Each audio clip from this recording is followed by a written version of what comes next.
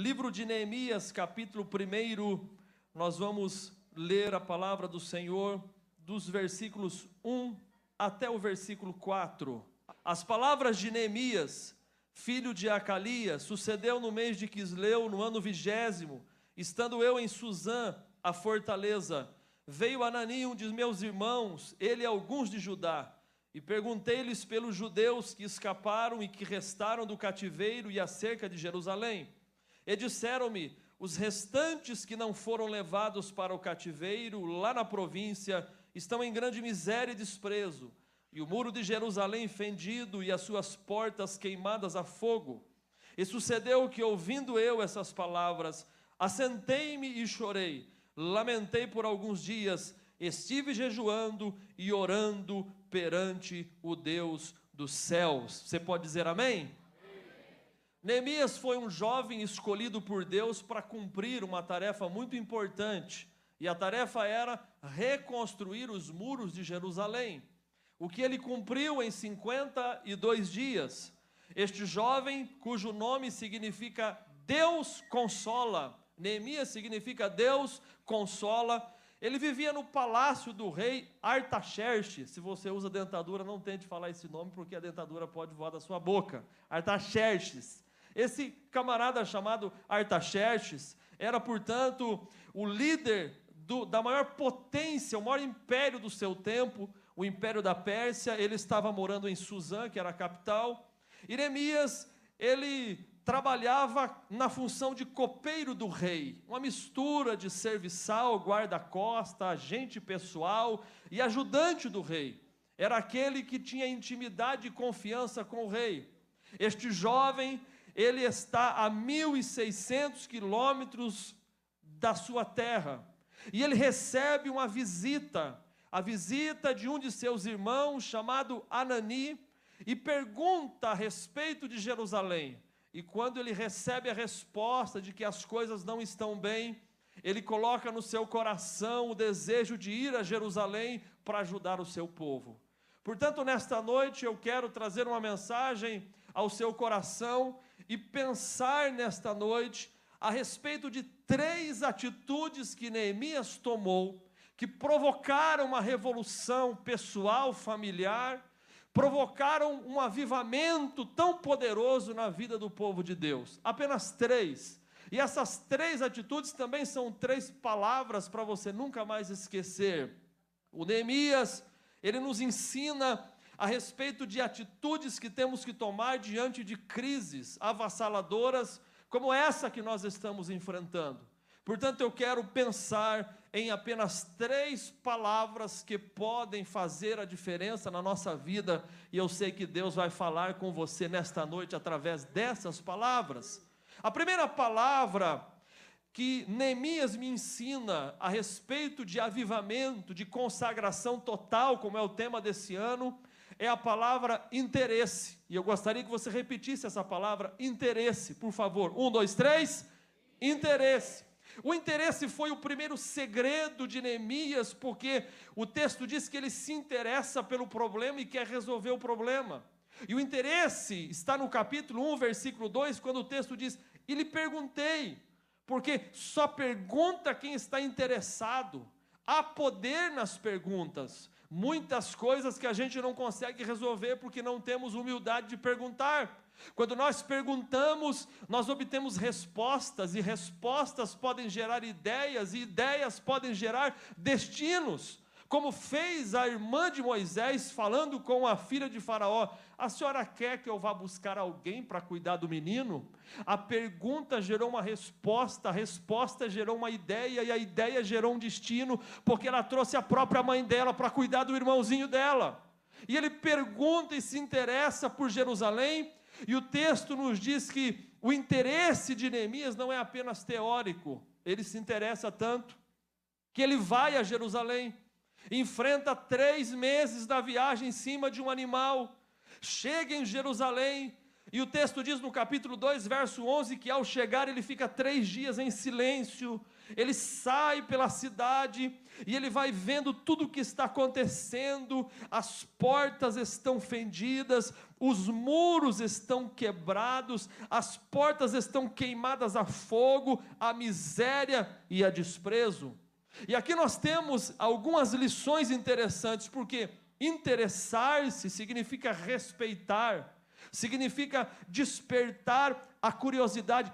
Tudo na vida começa com interesse. Você que é casado sabe bem que você primeiro teve que interessar-se por essa pessoa, nasceu no seu coração interesse por essa mulher, e ao interessar-se por ela, você fez algumas coisas para que você pudesse aproximar-se dela, e o resumo da história é essa família que você tem hoje. O interesse nasce quando nós temos desejo pelos estudos, pelo ministério, pela igreja, pela profissão. Nada na vida acontece sem interesse. E o Espírito Santo nos reúne esta terça-feira para algumas perguntas para cada um de nós. E a pergunta é: qual tem sido o teu interesse pela oração? Qual tem sido o teu interesse pela leitura da palavra de Deus? Qual tem sido o teu interesse pelo envolvimento do reino de Deus e pelo comprometimento com os projetos dessa igreja?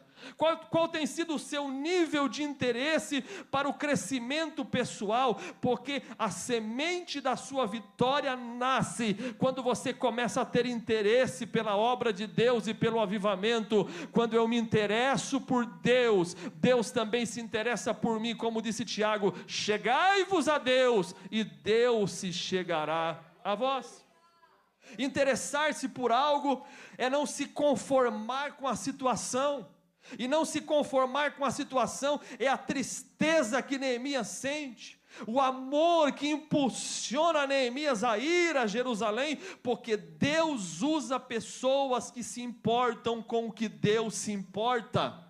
Eu vou repetir: Deus usa pessoas que se importam com o que Deus se importa. Se você se importa com os interesses de Deus, Deus se importa com você e usará a tua vida para a glória do nome dEle. Quando você olha, por exemplo, a oração de Neemias, algumas características da oração no capítulo 1, se você não fechou a Bíblia, a primeira é a perseverança. Veja, Neemias capítulo 1, verso 1, você tem um mês aí, um tanto quanto esquisito, que é o mês de Quisleu, compreende o nosso novembro ou a dezembro. No capítulo 2, versículo 1, você tem o mês de Nissan, que compreende o nosso mês de abril ou maio, ou seja, foram 4 meses de oração, para depois falar com o rei. Ele não ouviu a notícia: olha, Jerusalém está com problema, saiu correndo, feito um espalhafatoso, gritando: rei, eu tenho que ir. Não, ele depositou 4 meses de clamor ao Deus do céu, dizendo: Deus, me abre a porta, Deus, me dê essa oportunidade, Deus, me dê um tempo certo, Deus, abre o coração do rei. A oração de Neemias tinha perseverança. Segundo, a oração de Neemias é uma oração de reconhecimento. Capítulo 1, verso 5, ele diz: ah, Senhor, Deus do céu, Deus grande e terrível, que guarda o conserto e a benignidade para com aqueles que te amam e guarda os teus mandamentos. Neemias está reconhecendo: não sou eu, mas é Deus. Não é a minha capacidade, mas é a capacidade que Deus dá. Não são as minhas potencialidades, mas é a potência do Espírito Santo na minha vida. Importa que Deus cresça e que eu diminua. Esse reconhecimento de Neemias é o início de uma vida de vitória. Terceiro, perseverança, reconhecimento, mas a oração dele tem confissão. O capítulo 1, verso 6, ao invés de ele dizer: Senhor, eu peço perdão pelos pecados do teu povo, eu peço perdão porque eu estou a 1.600 quilômetros de lá, e esse povo teu, que é a minha família, está pecando. Não, ele se inclui, e ele diz: Senhor, nós pecamos, nós erramos, nós estamos em uma situação difícil, e por isso estou pedindo que o Senhor escute a minha oração, porque eu faço confissão pelos meus pecados e pelos pecados do povo. Neemias também ora, em quarto lugar, com a palavra. Dos versos 8 a verso 10 do capítulo 1, ele está lembrando de Moisés, ele está lembrando da lei. Neemias conhecia a Bíblia, Porque quando você conhece a Bíblia, a tua oração fica melhor, sabia disso? Você já experimentou orar de joelho com a Bíblia aberta? Quando você ora com a Bíblia aberta, você está orando e Deus, Ele não honra a sua palavra, Deus honra a palavra dEle. Portanto, quando você está pedindo e você associa o seu pedido ao que você conhece, Deus atende você. Por exemplo, você chega para Deus e diz: Deus, eu estou pedindo, porque está lá em 2 Crônicas 7,14, o Senhor me falou, Deus, se o meu povo que se chama pelo meu nome se humilhar e orar e buscar a minha face, eu, o Senhor, ouvirei do céu, perdoarei o seu pecado e sarei a sua terra. Deus, eu estou clamando para coisas grandes, porque foi o Senhor que falou em Jeremias 33:3, clama a mim e responder-te-ei e anunciar-te-ei coisas grandes e firmes que você não sabe.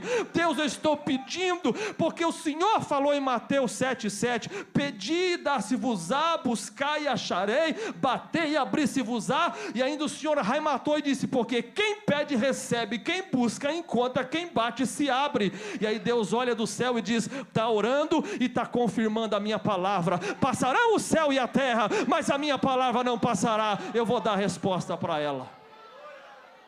Eu vou dar resposta para ele, porque ele está orando com a palavra. A quinta questão dessa oração é que a oração de Neemias não tem apenas uma oração com perseverança, com reconhecimento, com confissão e com a palavra. Em último lugar, é uma oração com confiança. Verso de número 11, ele diz, Senhor, que os teus ouvidos estejam atentos à minha oração, e que o Senhor faça que eu prospere, e que o Senhor me dê graça perante o rei.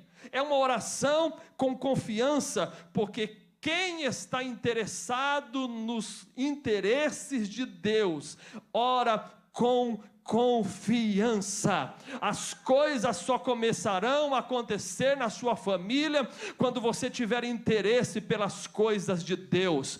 Cuida das coisas de Deus e Deus cuidará das tuas coisas. Cuide das coisas de Deus e Deus cuidará das tuas coisas. Quando eu me casei com 19 anos de idade e já fui morar no fundo da igreja para dirigir a igreja na frente, alguém me disse, rapaz, você está jogando fora a juventude. Ao invés de você se dedicar aos estudos, você vai ficar esquentando a cabeça com o povo, e você vai se desgastar na igreja, e você não vai ter formação nenhuma. Irmãos, eu nunca parei de estudar, e a igreja nunca parou de crescer, porque eu não sou dono da igreja, a igreja tem dono, eu sou só amigo do noivo, a noiva é dele, e eu nunca parei de estudar. E tem uma coisa que eu tenho percebido, quanto mais eu me dedico nas coisas de Deus, mais Deus cuida de mim e da minha família. Quanto mais eu me coloco na obra do Senhor, mais Deus abençoa a minha casa. Tenha interesse pelas coisas espirituais, tenha interesse pela oração, tenha interesse pelo culto na sua casa, tenha interesse pela leitura da Bíblia, tenha interesse pelo jejum, tenha interesse pelo avivamento, tenha interesse pelos projetos da AD Colombo, tem interesse pelos planos que o pastor implanta na igreja, e você vai perceber que na medida quanto mais você se interessar, mais Deus vai te abençoar. Quem recebe esta palavra, diga amém. Diga bem forte, interesse.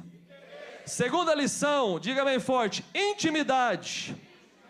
A intimidade é a segunda lição de Neemias, porque quem imaginava que aquele copeiro seria o homem que comandaria o grande projeto de Deus, seria o comandante militar, o guerreiro experimentado nas batalhas? Não, seria um copeiro, um guarda-costas, um ajudante do rei. Mas Neemias, ele tinha intimidade. Primeiro, intimidade com o rei Artaxerxes. A intimidade com ele, irmãos, era tanta que o rei não provava uma bebida sem que antes ele pudesse provar.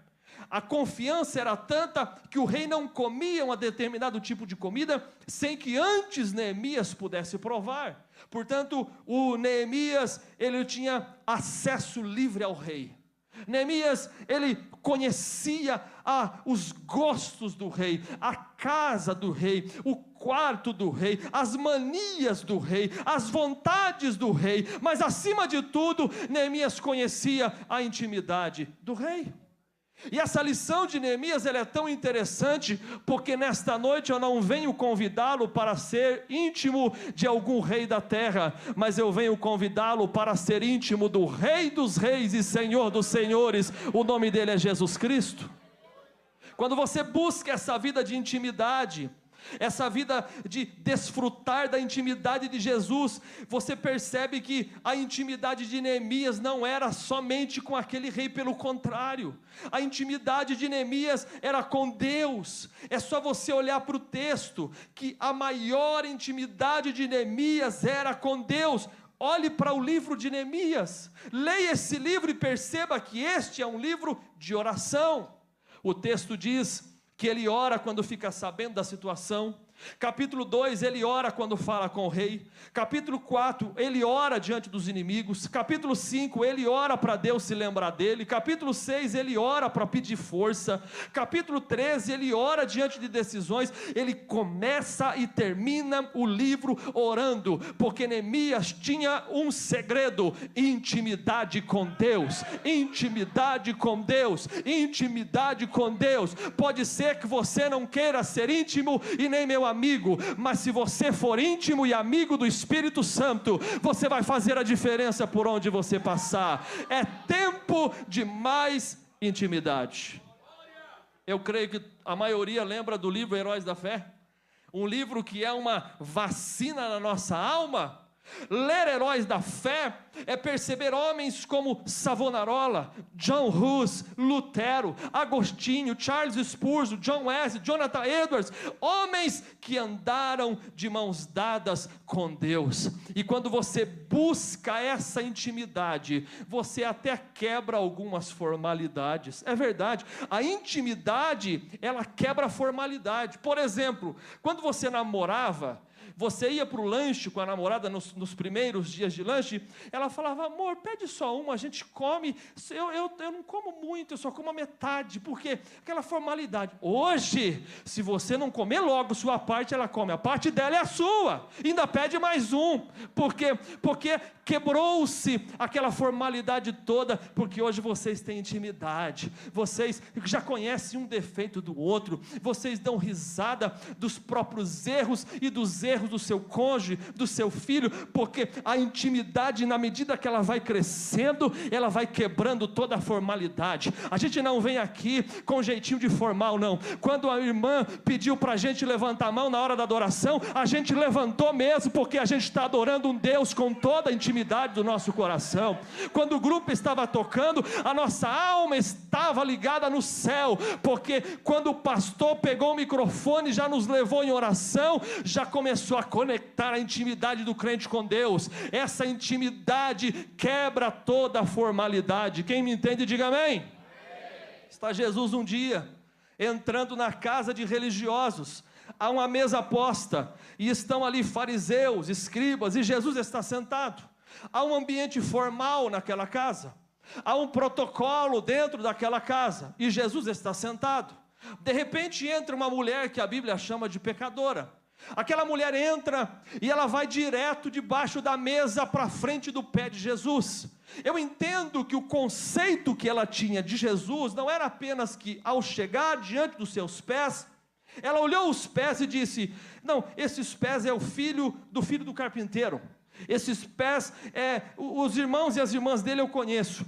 Esses pés é filho daquela jovem que ele nasceu em Belém e agora vive em Nazaré. Não. Quando ela olha para os pés de Jesus, naquela mesa, ela olha e com certeza ela pensa: esses pés são os pés do Rei dos Reis e do Senhor dos Senhores. Esses pés criaram os céus e a terra. Esses pés criaram todos os oceanos e todos os mares. Esses pés conhecem todas as estrelas e chama todas elas pelo nome. Esses pés criou o céu, a terra e tudo o que há. Esse é os pés do Salvador, é os pés do meu Senhor Jesus Cristo.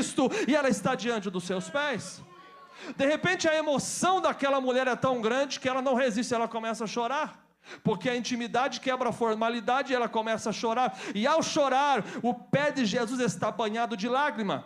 Quando ela vê que o pé de Jesus está banhado de lágrima, ela pega os próprios cabelos e começa a secar os pés de Jesus. Quando os pés de Jesus estão secos, ela não resiste, ela começa a beijar os pés do meigo nazareno. E ao beijar os pés do meigo nazareno, ela começa agora a perfumar, porque ela já veio com o perfume da adoração de casa. Ela não adorou a ele naquele ambiente, ela já acordou adorando a ele e só chegou para terminar o ambiente de adoração. E agora ela está perfumando e ela não resiste, o processo volta tudo de novo. Ela chora, ela enxuga, ela beija, ela perfuma. Ela chora, ela enxuga, ela beija e ela perfuma. E o povo está ali, tudo formal, e ela se quebrantando lá. De repente um dos religiosos diz: se ele fosse filho de Deus, ele saberia que essa mulher é pecadora. O meu Jesus, que conhece o teu nome, sobrenome, endereço, RG, CPF, passado, presente, futuro, o que você pensa, o que você veio buscar, o Deus que conhece tudo, olha para eles e diz: escuta, eu tenho uma história bem curta para contar para vocês. Pois não, Senhor? E eu vou usar a linguagem do nosso dinheiro brasileiro para ficar mais fácil. E ele diz: olha, um homem tinha 2 devedores. Um devia para ele R$500 e o outro devia R$50. Ele chegou para o que devia 500 e falou: rapaz, paga o que você me deve. E ele disse: eu não tenho com que pagar. E então ele disse: está perdoado a dívida, não precisa me pagar. E aí foi para quem devia 50 e falou: rapaz, paga o que você me deve. E ele disse: eu não tenho com que pagar. Então você está perdoado. Aí Jesus olha para aqueles homens e diz: escuta, qual deles que recebeu mais? Aí um levantou a mão e falou: essa conta é muito fácil. O que devia mais foi mais perdoado.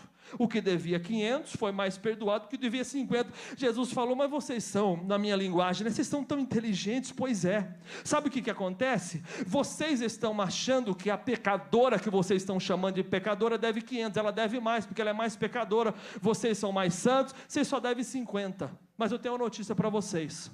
Quando eu entrei nessa casa, quando eu pisei dentro desta casa, vocês não trouxeram uma bacia de água para lavar os meus pés empoeirados, mas essa que vocês estão dizendo que deve mais e que é pecadora, desde a hora que eu pisei aqui, ela não cessa de lavar os meus pés com as próprias lágrimas. Quando eu cheguei aqui, vocês não me arrumaram uma toalha para enxugar os meus pés, mas essa que vocês estão dizendo que deve mais, ela não cessa de enxugar os meus pés com o próprio cabelo. Quando eu cheguei aqui, vocês não me deram sequer um beijo, mas essa que vocês chamam de pecadora, não cessa de beijar os meus pés. Quando eu cheguei aqui, vocês não me prepararam nenhum perfume, mas essa que vocês chamam de pecadora, não cessa de perfumar os meus pés. Portanto, se ela deve mais, ela vai receber mais, porque quanto mais intimidade, menos é a formalidade. Quanto mais intimidade, menos é a formalidade. Oh, meu irmão, para de ser formal aqui essa noite e diga alguma coisa para o Senhor nessa terça-feira. Diga que você o ama, diga que você o adora, diga que Ele é grande, diga alguma coisa para Ele, porque Ele está dizendo para você essa noite: quanto mais intimidade, menos formalidade. Quanto mais íntimo você for de Deus, mais Deus vai realizar coisas grandes da sua vida. Quem pode receber essa palavra? Pastor Rodrigo, há uns 3 anos atrás, Deus me deu uma mensagem que eu nunca preguei. Interessante, nunca deu certo assim de pregar, mas eu sempre lembro dela. E a mensagem é: a esterilidade produz intimidade, que produz novidade. Uma coisa assim que veio do, sabe aquela mensagem do céu? Esterilidade é o fato de a pessoa ser estéril, não poder gerar. E aí Deus falou comigo: a esterilidade produz intimidade e gera novidade. Como assim? A esterilidade de Sara produziu intimidade com Deus e nasceu novidade, Isaac. A esterilidade de Rebeca permitiu 20 anos de oração e de intimidade, e Deus deu 2 novidades: os gêmeos Esaú e Jacó. A intimidade ou a esterilidade de Ana produziu intimidade com Deus, e Deus deu a ela a grande novidade: Samuel nasceu. Oh, glória a Deus! A esterilidade da sunamita permitiu que ela no sofrimento conhecesse Eliseu e o Deus de Eliseu com intimidade, e ela recebeu a novidade: o tão sonhado filho. A esterilidade do cego lá de João 9, desfrutou dele intimidade com Jesus e produziu novidade. E tem outros e outros. Eu venho de Presidente Prudente para dizer: a esterilidade que você está enfrentando, a sequidão que você está enfrentando, a luta que você está enfrentando, não é Deus não gostando de você, é Deus forjando o teu caráter, é Deus querendo trabalhar na tua vida, é Deus querendo te empurrar para o quarto de oração, é Deus querendo conectar você com o céu, porque está sendo gerado no mundo espiritual uma novidade para a tua vida. Quem recebe esta palavra? Quem recebe esta palavra? Vem novidade de Deus para a sua vida. A gente está sendo orientado por conta do coronavírus a manter distância, mas não interessa não, diga para pelo menos 2, Deus está falando hoje que vem novidade para a sua família, vem novidade para o teu ministério, vem novidade para a Assembleia de Deus de Colombo, vem novidade para você músico. Oh, eu recebo esta palavra, tem novidade de Deus chegando. Quem pode adorar, aplaudir, glorificar, dizer aleluia, faça alguma coisa para glorificar o nome do Senhor. Aleluia, aleluia. Intimidade que quebra a formalidade e que produz novidade. Mas em último lugar, e eu encerro, a primeira palavra que eu falei qual foi? Diga bem forte: interesse. A segunda palavra que eu falei qual foi? Diga bem forte: intimidade. A terceira e última palavra que eu vou falar é esta: intensidade. Vamos dizer bem forte, 1, 2, 3. Você pode ter interesse no início da sua vida espiritual, você pode ter intimidade ao longo da sua caminhada, mas você só vai permanecer firme na obra de Deus, na casa de Deus e na presença de Deus, se você for uma pessoa intensa naquilo que você faz. Neemias demonstra uma intensidade tão profunda, que ele dá-nos um exemplo de que em 52 dias, Neemias 6:15, em 52 dias, os muros de Jerusalém estavam reconstruídos. Intensidade, continue tocando. Intensidade, continue pregando.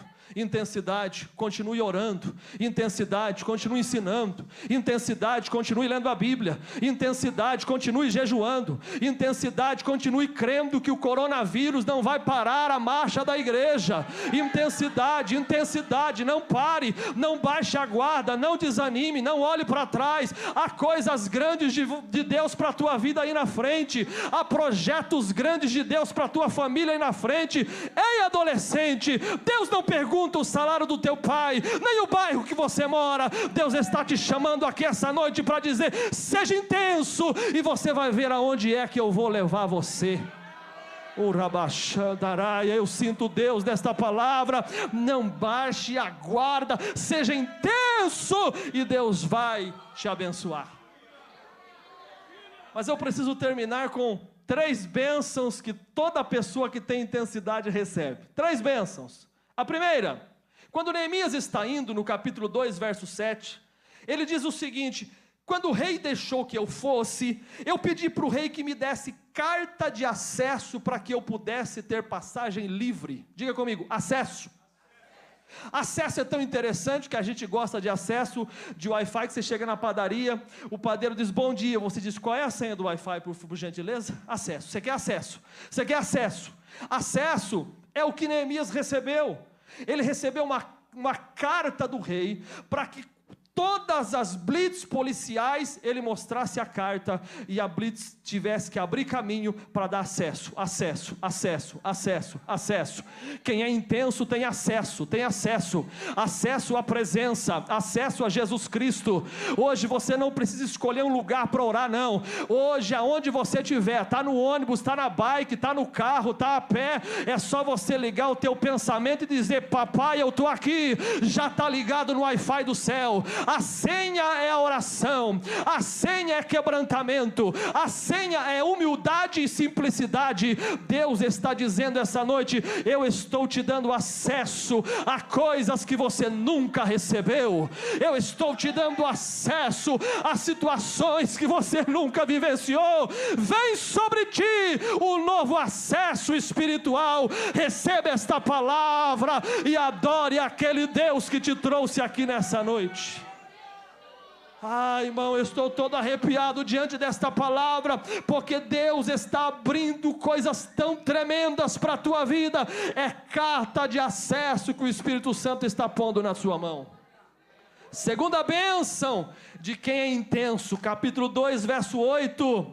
Também o rei me deu carta de provisão para dar madeira para a casa de Deus, para o muro da cidade. E ele diz: e também para a casa que eu ia morar. E o rei deu segundo a boa mão de Deus sobre mim. Qual é a primeira bênção de quem é intenso, irmãos? É o quê? Acesso. A segunda bênção, sabe o que é? Diga bem forte: provisão. Provisão, vem provisão de Deus para a tua vida. Eu não vim brincar de ser pregador, eu vim dizer que vem provisão de Deus para a tua vida em 2020, meu irmão. Eu estou falando o que eu estou vivendo. No começo desse ano, pastor Rodrigo, eu mandei tudo que tinha que mandar para concorrer à bolsa. Eram 40 alunos com 5 bolsas, eu não ganhei. Mas ao não ganhar, não murmurei, não reclamei, não falei que Deus não me ama. Eu disse: Deus tem um propósito, e se Deus tem um plano, Ele vai fazer alguma coisa. Eu estou na minha cidade tranquilo, recebo uma mensagem do meu professor. Eu tinha visto aquele professor 2 vezes na vida, sendo que uma foi por Skype. O professor é o coordenador de um curso de pós-graduação numa das universidades mais respeitadas do Brasil. Está cheio de aluno aqui em Curitiba, ao redor dele. Mas ele me manda uma mensagem a 600 quilômetros da PUC, aonde eu estou, em Regente Feijó. E na mensagem dizia: Jonas, eu vi que você se cadastrou como aluno e fiquei muito feliz. E vi que você não ganhou a bolsa. Mas sabe o que acontece, Jonas? Eu, professor, ganhei uma bolsa de produtividade. E sabe, eu preciso dar essa bolsa para um dos alunos, é bolsa integral. E eu me lembrei de você. Quando ele falou me lembrei de você, eu falei: o Deus de Mardoqueu não mudou, Ele continua hoje, Ele lembra. Oh, glória a Deus. Eu me lembrei de você e queria saber se você quer. Ah, meu, não faz essa pergunta para crente não. Queria saber se você quer. É 1.564 por mês, em 48 parcelas, um curso de doutorado. Como é que eu vou conseguir pagar, meu Deus? Um pastor auxiliar, 75 mil reais o curso. Aí quando ele falou integral, eu falei: integral? Integral? Como integral? Explica direito. Integral, frios, 4 anos sem pagar nada. Ah, meu irmão, eu quase escrevi umas línguas lá no WhatsApp, mas eu fui com jeito e falei: recebo com muita alegria. Na hora que eu desliguei, já agarrei minha mulher, já lasquei um beijo nela e falei: Jesus está aqui, está trabalhando. Eu acabei de ganhar uma bolsa integral. Quem crê no Deus da provisão, levanta a mão. Vem provisão de Deus para a tua vida. O meu Deus é Jeová Jirê. Ele vai abrir a porta, Ele vai dobrar salário, Ele vai abrir, Ele vai trazer você para o concurso que você está esperando. Vai chegar, vai chegar, vai chegar. Você está esperando Deus pela sala, Ele vai vir pela cozinha. Você está esperando Deus pela esquerda, Ele vai vir pela direita. Se prepare para uma surpresa de Deus. Escreva a data de hoje, por favor, dia 17 de março de 2020. Não lembre-se do pregador, mas nunca mais esqueça da pregação. Deus está falando com você. Diga comigo: acesso, provisão. Terceiro, capítulo 2, verso 9. E o rei mandou um exército e uma cavalaria para me acompanhar. Acesso, provisão. Terceiro, proteção. Oh, aleluia. 1000 coronavírus ao teu lado, 10.000 coronavírus à tua direita, mas vem sobre ti a proteção de Deus. Elevo os meus olhos para os montes, de onde me virá o socorro? Meu socorro vem do Senhor, que fez o céu e fez a terra. Ele não deixará vacilar o meu pé, porque aquele que me guarda não tosquenejará. Eis que não tosquenejará e nem dormirá o guarda de Israel. Por quê? Porque o Senhor é quem me guarda, Ele é a minha sombra, a minha direita. O sol não me molesta de dia, a lua não me molesta de noite, porque o Senhor me guarda de todo mal. Ele guarda a minha alma, Ele guarda a minha entrada e Ele guarda a minha saída, desde agora e para sempre. Quantos podem louvar ao Senhor? Se coloque de pé, por favor.